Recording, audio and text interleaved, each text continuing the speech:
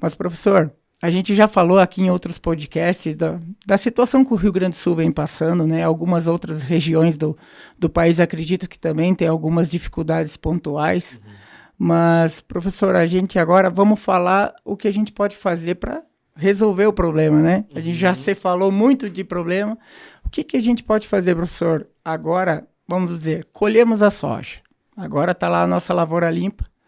Quais seriam os primeiros passos agora para a gente tentar desenvolver um solo, uma lavoura mais produtiva e mais que aguente mais os problemas climáticos que certamente algum virá aí pela frente? Boa. Eu vejo que uma coisa importante, Rodrigo, é assim, eu posso fazer uma proposta para ti, dependendo do tamanho da tua área, e começar a fazer um monte de análise de solo numa escala muito grande.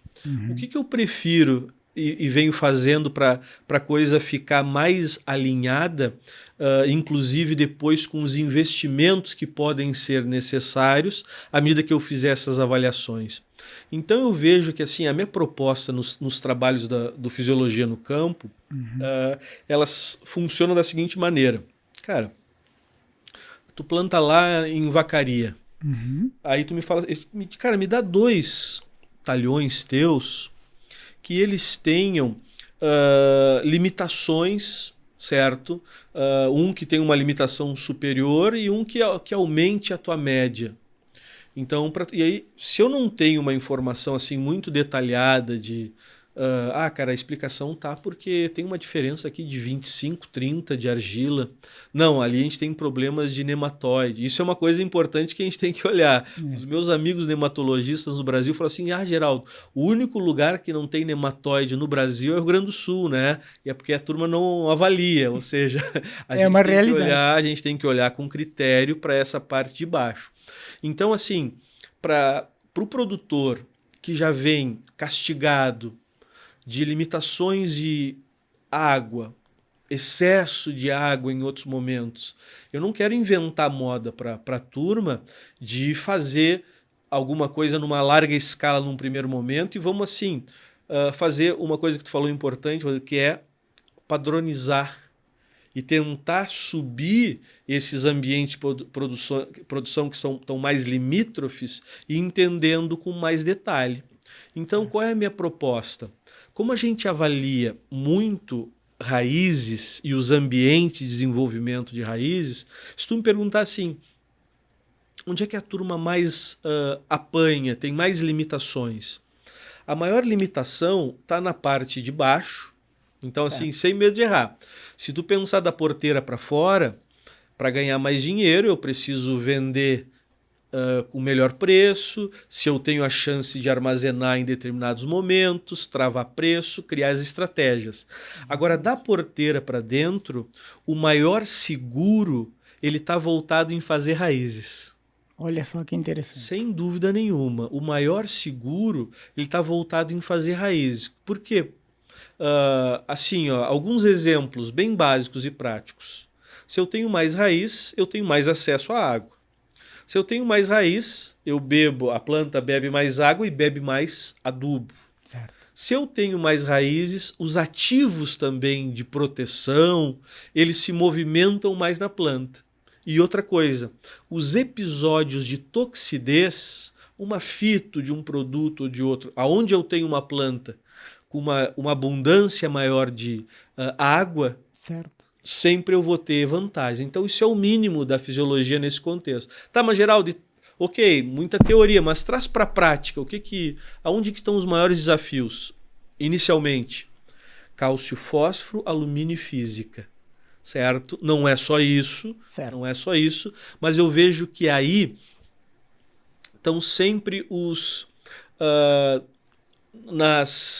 nos top 3, top 5 de limitações. Um exemplo importante. Nós temos alguns trabalhos, não é?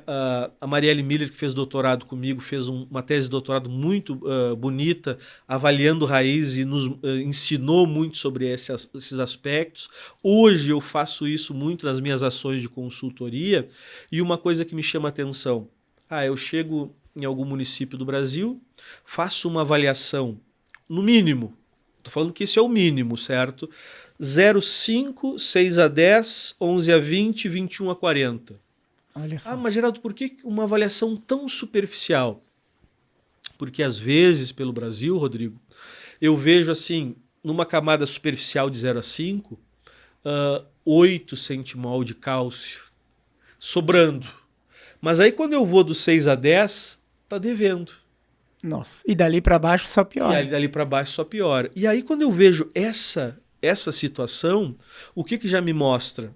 Cara, cálcio e fósforo são dois elementos altamente reativos no solo, se movimentam um pouco, são fundamentais para a divisão e expansão de células, tem que estar muito próximo da raiz para a planta absorver.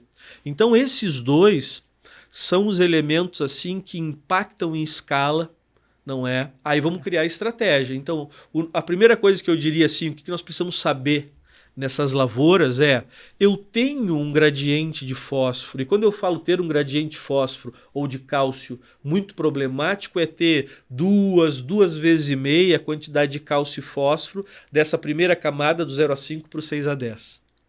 Certo? Estou falando aqui não como um cara especialista em solos, mas sim como um especialista em fisiologia e planta. Aí a gente abre as trincheiras e vê esse desafio, certo? Outra coisa, física de solo. E aí eu pergunto para ti como produtor, quando tu roda as tuas lavouras e arranca uma planta de soja, com o cuidado que seja mais agressivão ou tira na pá com detalhe para ver a nodulação, a raiz ela faz uma curva ou ela desce bonitinha na reta? Geralmente ela faz uma curva, né, professor? Geralmente ela faz uma curva, não é? Esse fazer a curva, geralmente ele está ali entre 6 a 12 centímetros, que é o primeiro pico de compactação. Ela estava descendo na reta, ficou meio difícil, ela teve que fazer uma curvinha, descer meio atravessada para depois se alinhar. Depois dos 25 até 35 centímetros é o mais comum que a gente vê pelo Brasil.